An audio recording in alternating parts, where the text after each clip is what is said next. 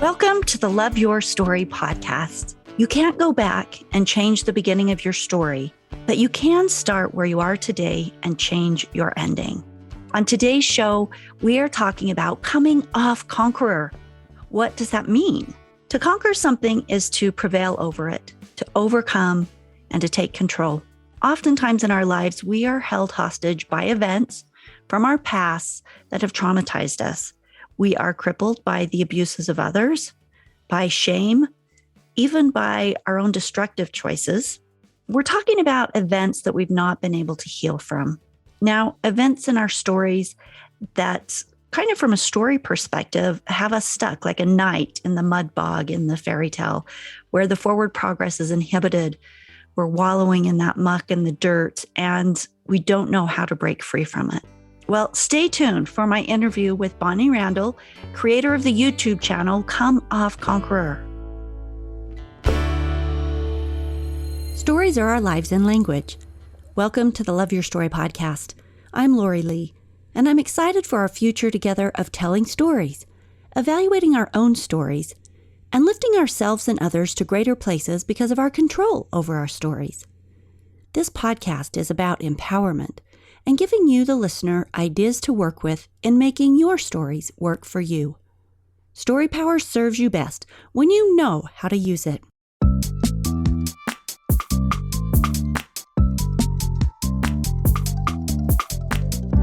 Ms. Randall is a champion of the downtrodden. She has a 20-year career in marketing at all levels, from Fortune 500 to nonprofit and charity work. And her charity work has led us to her meeting many trauma survivors, and her own experience with date rape has created understanding bonds with these survivors, and it sparked a passion for helping them heal. Her mission is to help victims of abuse, primarily women and children, conquer their traumas and to live healthy, fulfilling lives. And she believes that God is the key. So she started this YouTube channel, Come Off Conqueror, where survivors share their stories of healing, as well as insights from therapists and healers and authors and all those wonderful practitioners that can help people take back their power and heal and step into their true identities and step out of that mud bog. Bonnie, welcome to the Love Your Story podcast. Thank you. I am beyond honored to be here. I have loved your podcast for, I don't even know, I think 2 years. Is that, how long ago did you start this? We're going on year 6. Can you believe Are you on that? year 6? Wow, man. So then it has to have been, because I think I started listening when you were about 2, maybe 3 years in then, because it's been about 3 or 4 years or something like that then. Holy Time cow. flies. It really does. But you've had amazing interviews, and they've really touched me. And to be totally honest with you, I have needed many of them myself, and they've been a real big part of my healing journey. So thank you for what you're doing. Thank you so much for saying that. That's the whole purpose. So it gives me a lot of satisfaction when people are healing with them. It should. With all of my interviews, I want to start with your story. So will you share your own path with us first, and basically the story that brought you to where you are? And then we're going to love to jump into the work you're doing, which is fantastic. So what was your path? Absolutely. So like a lot of the people you've interviewed, I was raised in a Christian household, very strict, devout values. We were told to go to church every Sunday. We read scriptures. We did all those things, right? And somewhere along the way, when I was in my 20s, I don't know, I'd always been a really good little Christian girl, but then something happened and I just kind of hit this rebellious streak and wanted to explore, I guess. I don't really even know what really led to this moment, but I started making some not great decisions that were not the healthiest or safest decisions. And eventually I ended up moving down to Utah County, which for those of your listeners who don't know, this is like a bubble within a bubble, okay? We've got a whole different culture going on down there. And I moved down there thinking that I would meet some more people that were of my same faith. And I don't know, I just had these high expectations that I would meet a returned missionary and get married. And so what is that bubble for people who aren't familiar with it? What is that cultural bubble? We call it the Mormon bubble. And that's a nickname for the Church of Jesus Christ of Latter-day Saints. And that is the religion that I grew up. And at that time, when I moved down there, right after college, so I just graduated and I'd gotten a marketing job down there. And it's a BYU is down there in Provo. There's another school down there. So it's just a hotbed for young 20-somethings who are all pretty much LDS and looking to get married. Like, it's kind of this funny, weird culture. I don't even know how to explain it. Thank you. It's crazy. So I moved down there thinking that I would turn my life around. I would start going to church again. I'd meet great people. Well, I ended up meeting this guy who was a returned missionary. He was going to BYU. And I thought, oh, perfect. I found, what seems to be on paper a great guy. It turns out he was pretty emotionally abusive. He was very manipulative.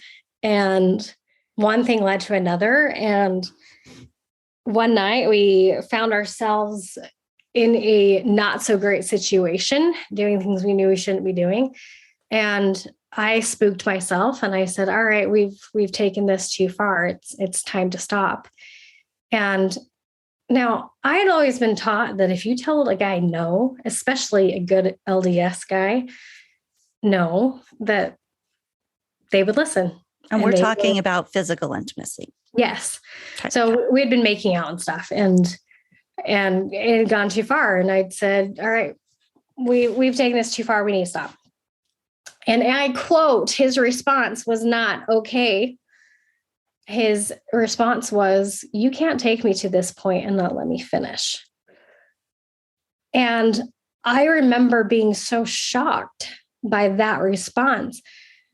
I remember thinking, I don't even know what to say right now.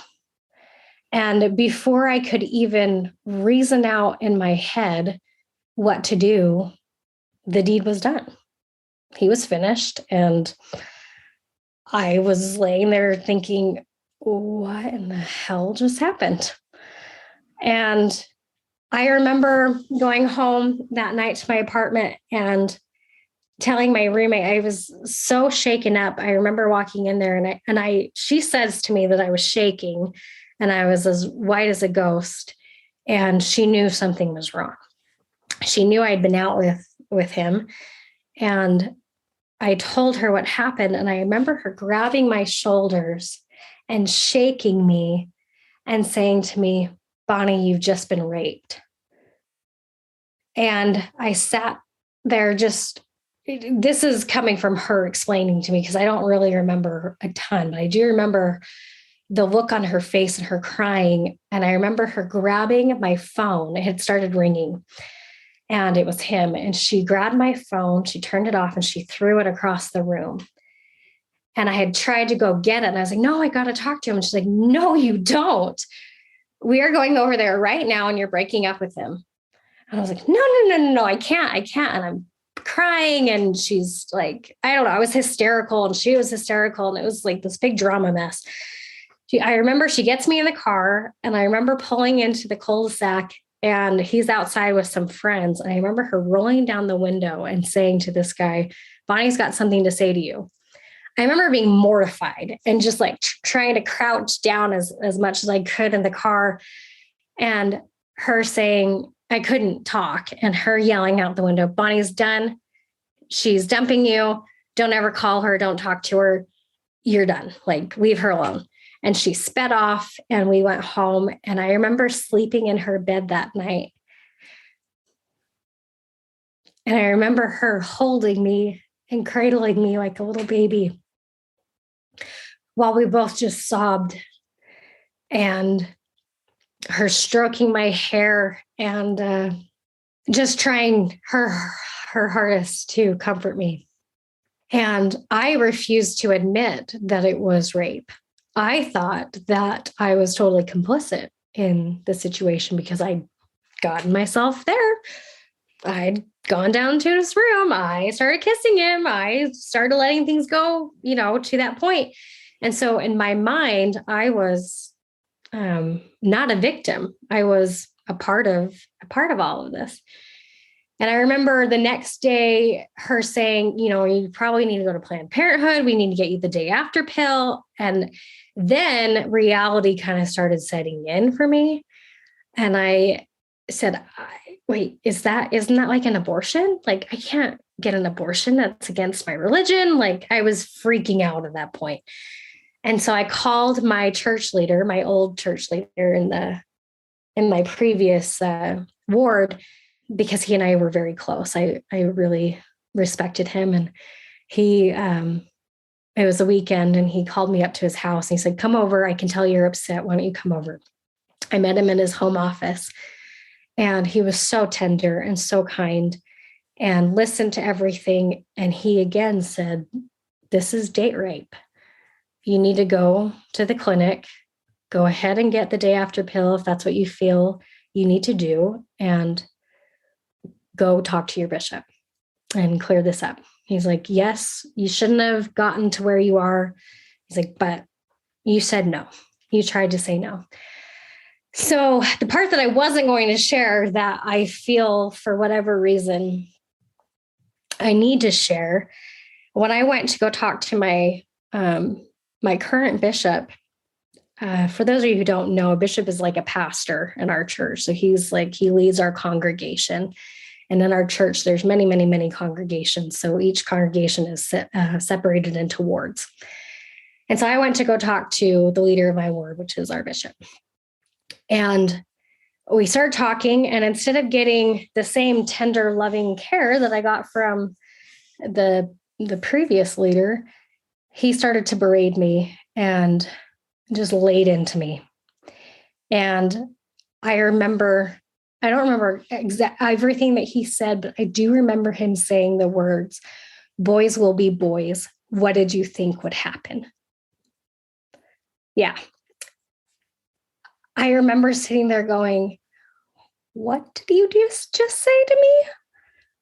I just had Planned Parenthood, my other bishop, like 3 of my friends, and a couple of my other friends who have been raped all say to me that this is rape. And now you're telling me this is all my fault. And I remember leaving his office, and saying, if this is how my church leaders are going to treat me, I'm done. I'm done. I don't want to be a part of this church. I have no interest whatsoever. Well, fast forward some time, and this experience spiraled me into a very dangerous cycle.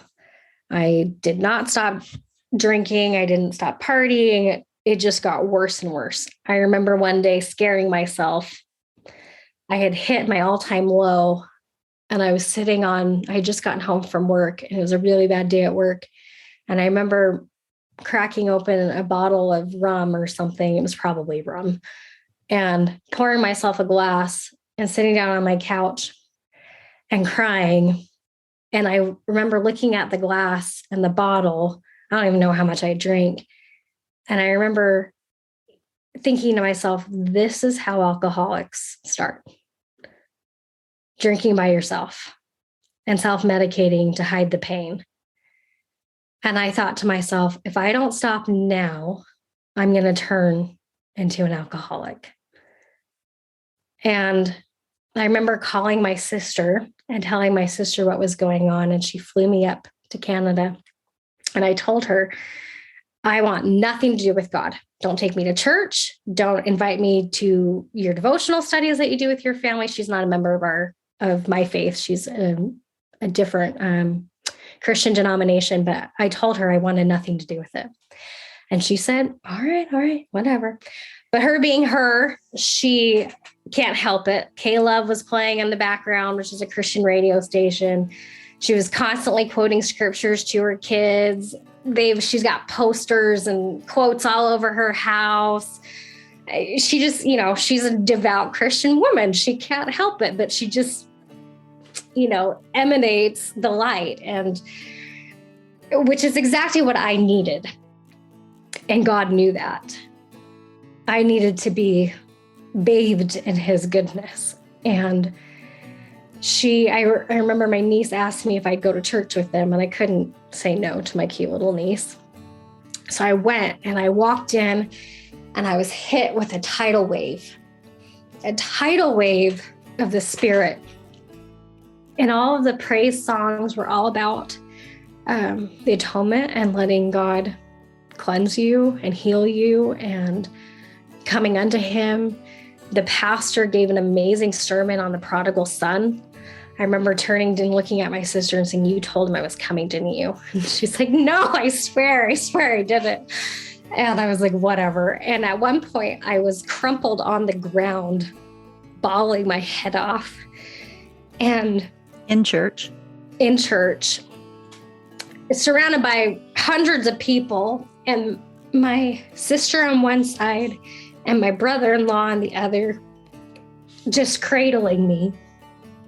And I felt so strongly that I had to go home and make things right, that I could no longer run from this. I could no longer deny the atonement, that in order for me to be healed and to be past this and to stop meeting abusive guys and stop falling into this cycle and really turn my life around, I needed to let God in and be healed.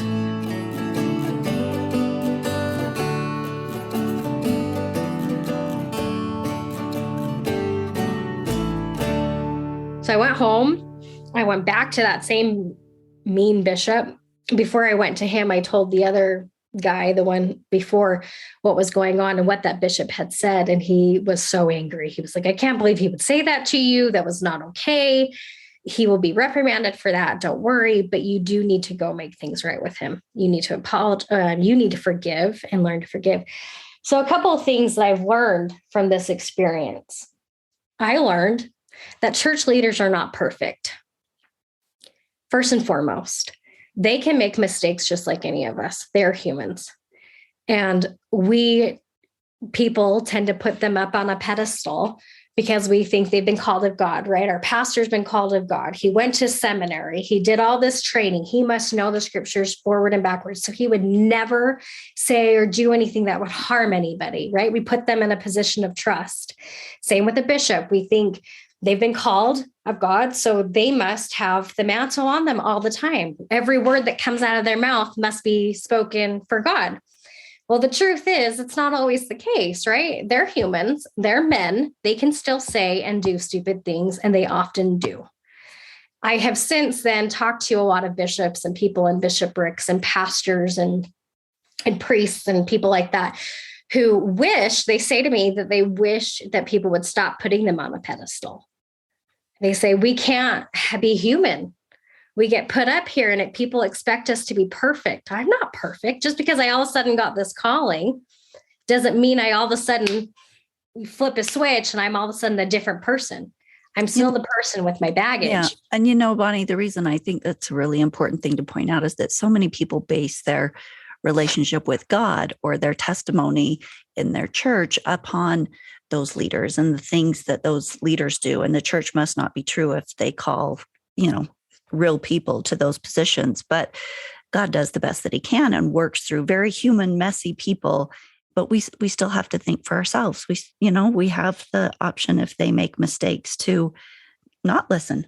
There has to be critical thinking and there has to be forgiveness and there has to be love and, all of those Christian things as a bunch of regular people get together and try to do the best that they can. And those leaders are often giving of themselves in ways that are very stretching. They're trying to give, they're trying to lead, they're trying to work in charitable positions, but that doesn't make them unerring. And so when we base our testimony of God and of all good things on those leaders, we are on very shaky ground. So I think that's an important thing to acknowledge.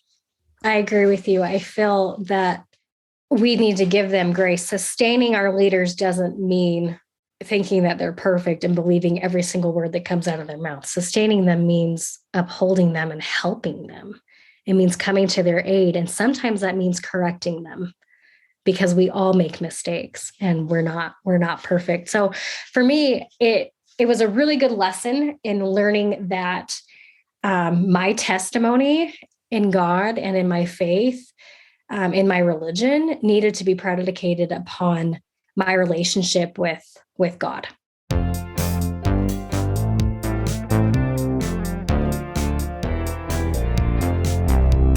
How did the talk with the mean bishop go? I honestly don't remember a whole lot. I remember going to him and saying, "You really hurt me when you said this," and him saying, "I don't remember saying that." He's like, "But I do think that you had a part to play in that." And I said, "I absolutely did. I own that." And that was the other thing I learned, was I had to own my actions. I had to own what was mine. And that sounds, I know when I say that, sometimes victims can get a little bit triggered, because sometimes they're like, "I have no part to play in that. Like, there's nothing that I have to own." I'm like, "Well, then that's the point. There's nothing you have to own. If you were a victim that had something done to you, you don't have to take on that person's agency. You don't have to take on that person's guilt." And a lot of times victims do. I was going to say, you have to own your own part, but you also have to make sure you don't own what is not yours. Exactly. So that's the recognizing what is mine and what is not mine. And then working through the guilt and the shame and the things that you might be feeling are yours. And then that's where forgiveness comes in on your part, right? Forgiving yourself. And I don't even know how many women and girls I've talked to, especially young girls, who are in very similar situations as to what I was, where they were at a party or dating a guy and it just went too far and they didn't know how to say no, right? We talk a lot about fight and flight, but rarely does anyone ever talk about the freeze. And freeze is quite often the response that sexual assault victims are faced with. Many of them have the freeze response. We think a lot of times we're taught to fight, right? We're taught in these, what's the class I'm looking for? Where you learn self-defense. Thank you. Self-defense classes, right? We're taught how to defend ourselves. We're taught how to break a hold. We're taught how to kick a guy where it hurts and do all these things, right? Poke the eyes. We're taught to do these things in the self-defense class. And when we're young, we're taught to yell, we're taught to scream, we're taught to go tell an adult, we're taught all these things. We're not necessarily taught what to do when they don't listen and when you don't know what to do. How do you break your freeze? How do you not do that? And that's where I don't know the answer to that. I'm hoping that maybe you do. Well, let me ask a question.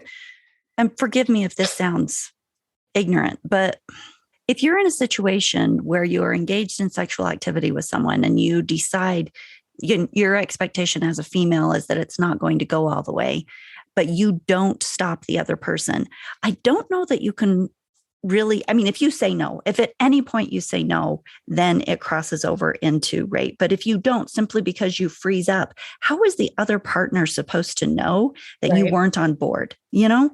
And so I think there's a point there where people can, I don't know, maybe feel like you were a victim because you didn't know what to do. But at the same time, you're going to have to cut that other person a bunch of slack because you went there with them and then you did never say no. So it seemed consensual, you know? So I don't know the answer to that. I know I've been in DV, domestic violence trainings. I've done a lot over the last couple of years. And I think it would depend on the trainer, but I have heard trainers who would say that that was still rape. I personally have a hard time calling it that because, like you said, you didn't say no, or you didn't try to push their hand away or push them off, or you didn't show any sort of signs of saying no. But they will say that there are times when it's manipulation, where they said to you, kind of like what happened to me. But there's other manipulative stories where they will say that manipulation is something that still counts. I feel like something like that would be really hard to hold up in a court of law.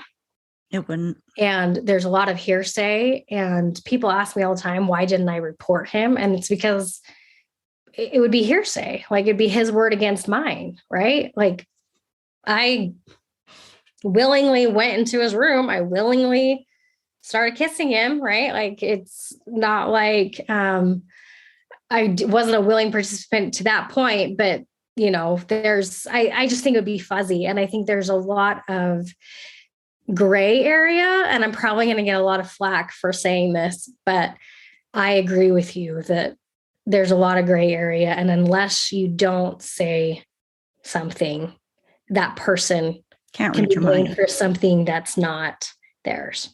Right. So let me go to the healing part of this. How long did it take you to heal? You started on this process, you came back and you started, meeting with the second bishop to have words and, trying to embrace what you needed to heal. How long was that process? I believe that healing is a journey.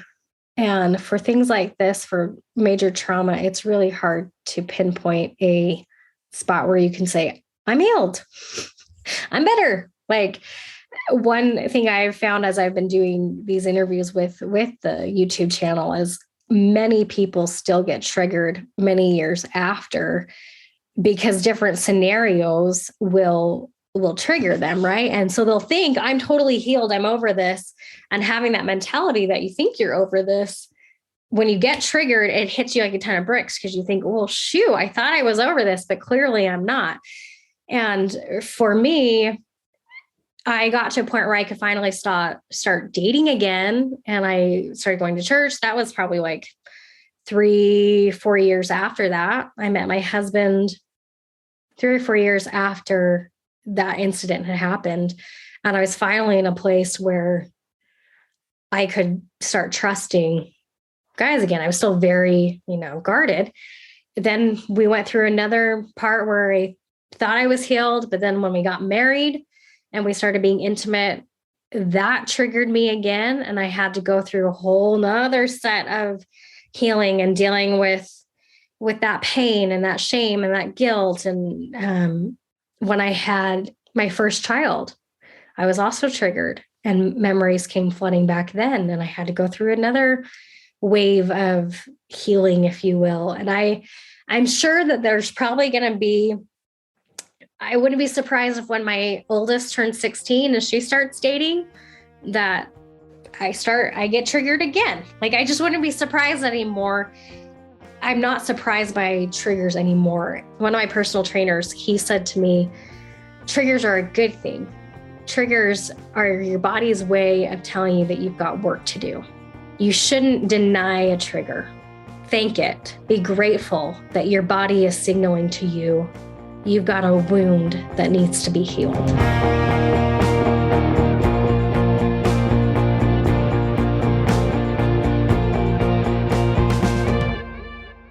So there are a lot of treatment programs out there. What is your philosophy for healing? And like you say, I think that's a beautiful point, that it's a journey and it might be a lifelong journey. Trauma gets embedded in us. And one thing that I think is interesting that I'll just point out here as well, the world in general tends to be pretty cavalier about sexual encounters.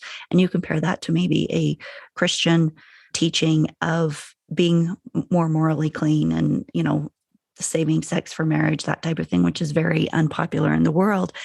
But I think one interesting thing is that I think our psychological and our physiological tie to sex goes far beyond what we understand and know. And the reason I say that is because if it didn't, we would not have the traumatic experiences that we do when there is molestation or abuse or rape. It could be as simple as, hey, somebody stimulated my parts and, we got through that and, moving on, but it's not. That happens.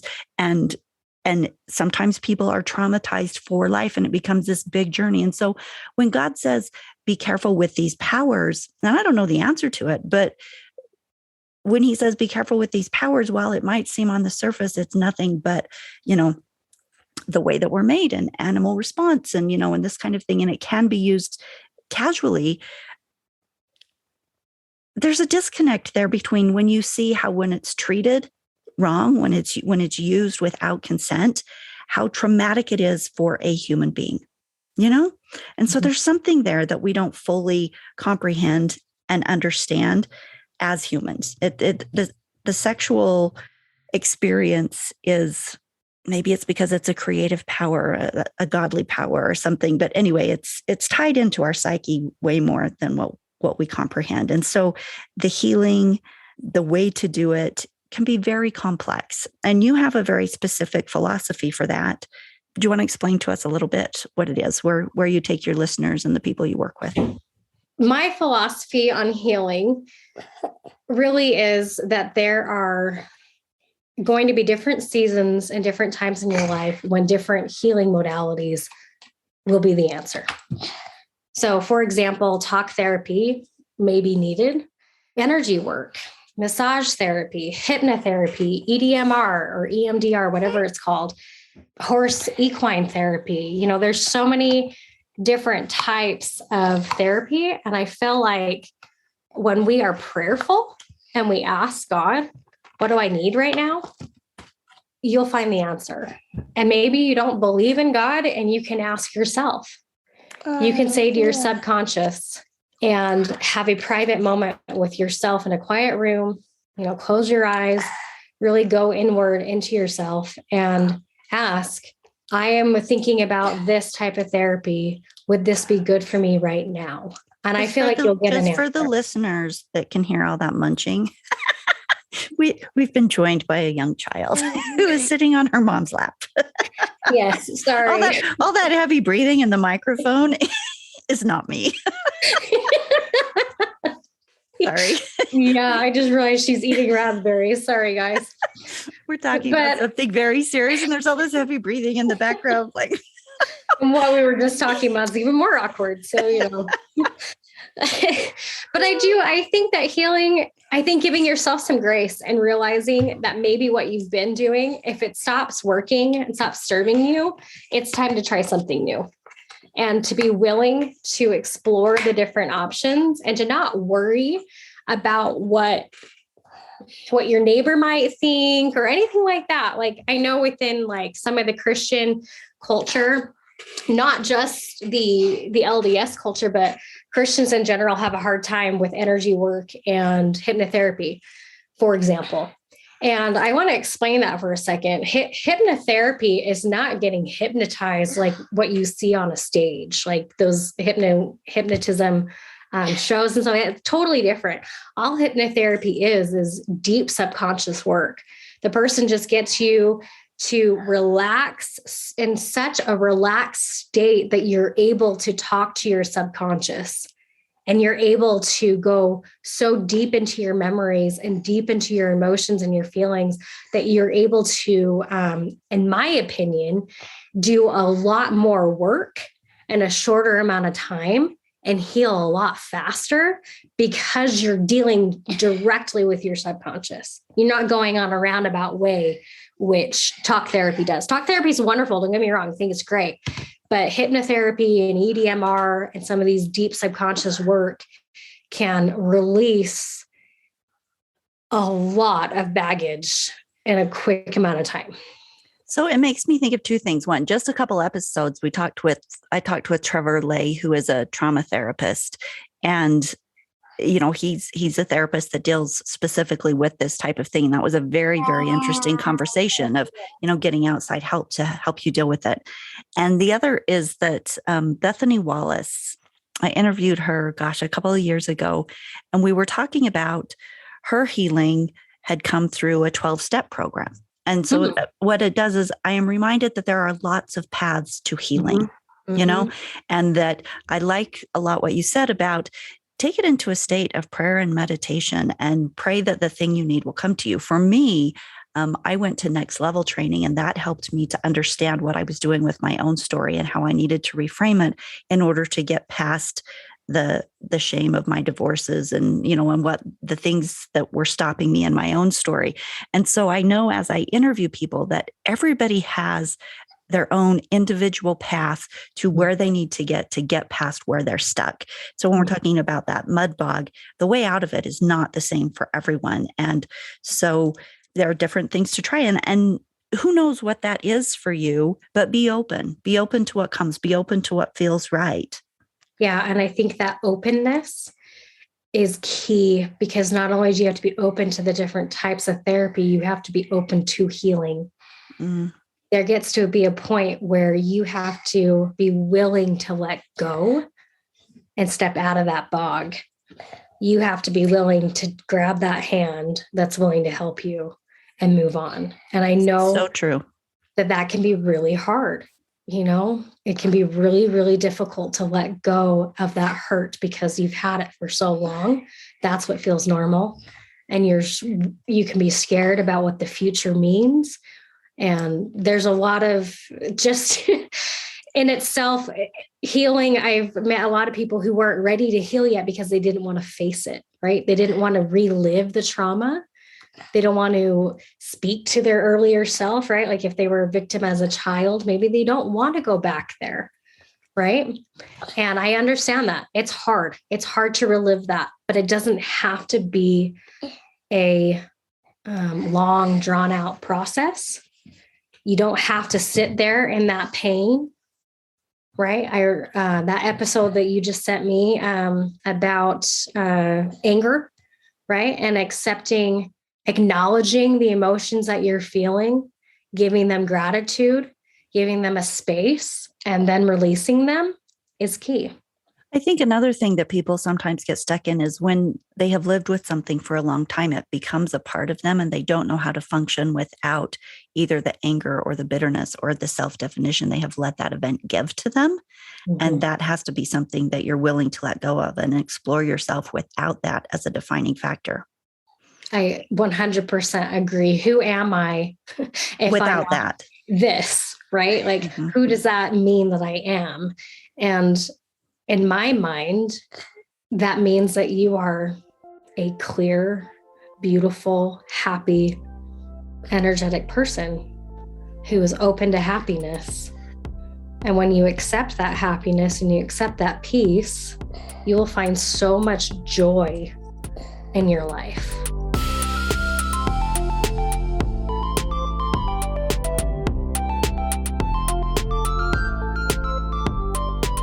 Talk to me about Come Off Conqueror. Who are the women, not who, but with the women that you've interact with, and you are a sounding board and a safe space for so many of these women. In the work that you do, what are some inspiring stories or an inspiring story that you can share? And what do you do to help them? And where can people find you if they feel like you could be a support to them? So Come Off Conqueror, you can just search that on YouTube. I can give you the link. And then we also have a Facebook support group where women can join and be a part of the discussion, ask questions, post encouraging comments and stories and stuff like that. It's meant to be a safe place where people can share without judgment. And the show itself, we've interviewed quite a few incredible women who have literally conquered some crazy stories.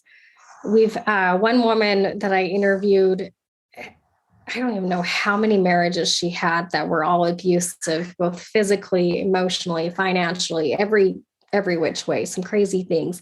And her story I love because she had so much self-love and recognition for what was going on that she didn't give it a second thought. She got out of there right away. And that's rare. It usually takes someone 7 times attempting to leave an abusive marriage before they actually go. 7 times, 7 attempts.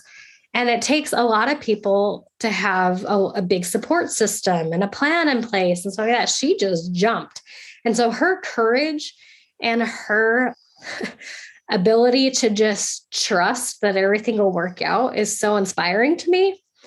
And she's one of the ones who does equine therapy. So that was really big for her healing process. Horses helped her.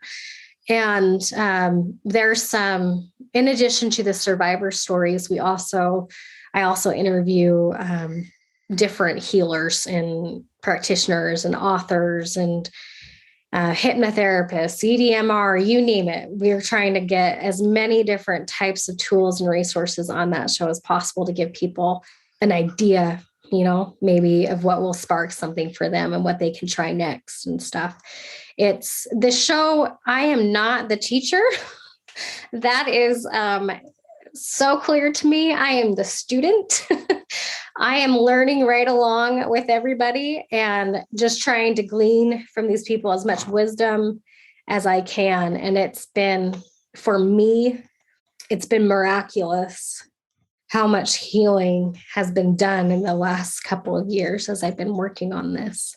And the bonds and the miracles that I've seen in the lives of the listeners and the women in the support group. One woman joined our support group with serious suicide ideation. She was about to be hospitalized. And through the encouragement of the other members and just knowing that she had a safe place and a place where she could be real about what was going on with her, that other people understood the thoughts that she was having. She's no longer on watch, but she still suffers with suicide ideation. But it's been amazing to watch her blossom. She's really gaining so much self-love and confidence. She's now working to be a domestic violence advocate for children. And she's doing some incredible things with her life. And she now has while she may suffer with those thoughts, she has how do I say this? She has a will to live. Mm. She wants to be here. Sometimes our darkest places are the places that lead us into the work we're supposed to do, that we can do.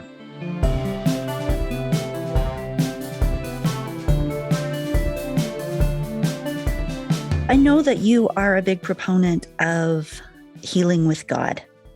Jeffrey R. Holland said, "It is not possible for you to sink lower than the infinite life of Christ's atonement." Maybe I've written that down wrong. Maybe it's the infinite love of Christ's atonement. I think you're right. I think that's right. At any rate, I know that that's a big part of what you do, that am I correct? It's around Christian healing? Yeah. Well, so the show is a faith-based show, and I definitely talk about God a lot, and we quote a lot of scriptures, and we talk about the Christian culture and stuff like that. But we're talking about what healing, how someone came to their healing, right? So it's more about the healing journey. And oftentimes God is a big part of that healing journey. Come to reconciling your faith. And a lot of these women have been abused there's one who was abused by a bishop. There's one who went through some crazy spiritual abuse that they used the church against her. And so her trying to reconcile her faith in God versus her faith in a religion and coming to terms with what is God and what is, trying to separate those. And so we tackle a lot of that. And I do believe that God, is she asleep? She is asleep. That's so funny. So sorry if you can hear the snoring, but I do believe that God is the ultimate healer, that if you include him in the discussion and you include him in the process, you'll be able to find the tools and the resources and the programs and the books and the people and the podcasts that you need at a specific time. I don't think those things are coincidences. God wants you to be happy.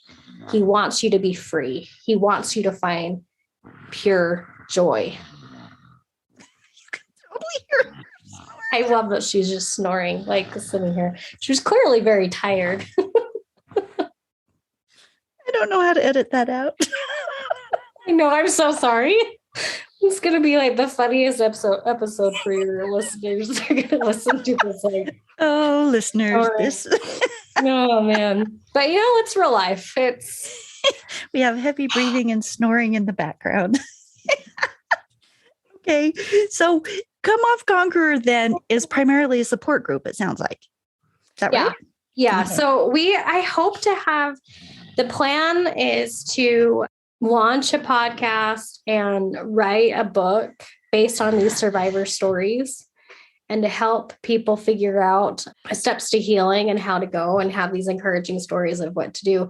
I mean, the whole point of it was started because at that time when I had this idea, I couldn't find a single show that was faith-based about healing from sexual abuse and trauma.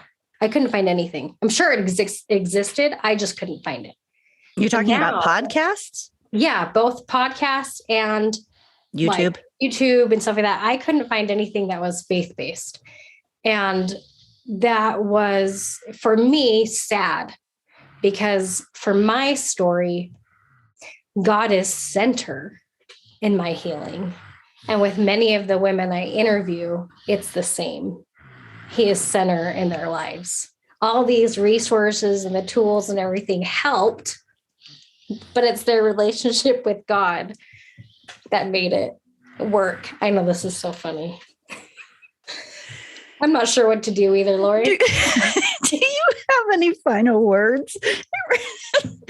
Maybe this episode needed to have a little lightning to it. Probably, because it's a rough topic, right?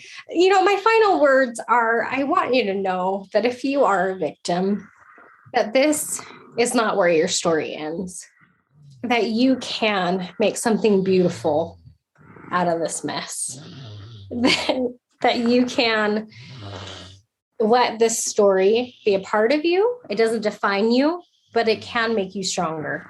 My story doesn't define me as a sinner. It doesn't define me as a fornicator. It doesn't define me as any of these things that I thought that I was, right? However, the lessons learned from my story have made me more compassionate. They've made me more accepting and tolerant of other people. They have fueled my life to be the type of person that I am today. We can learn from our stories, right? Which is the point of your podcast, right? Thank you, Bonnie. Beautifully said. Beautifully said. Thank you for being on our show today and for sharing your very personal story, and also for creating the good in the world that you're creating, the support for the people who can learn and understand each other and band together. Thank you. You're welcome. Thanks for having me.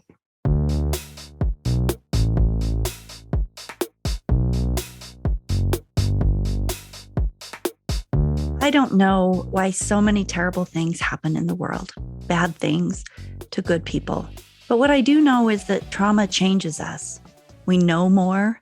We sometimes come to understand things we never wanted to understand. And sometimes it breaks our souls. Sometimes it breaks our minds and our bodies. This is why healing becomes so important. Like our bodies, our souls can be healed. And it's not fast. And it needs proper care and time and help. But healing is hope. And when the traumatizing things happen, they don't define us. They don't need to define us. We need to not let them define us.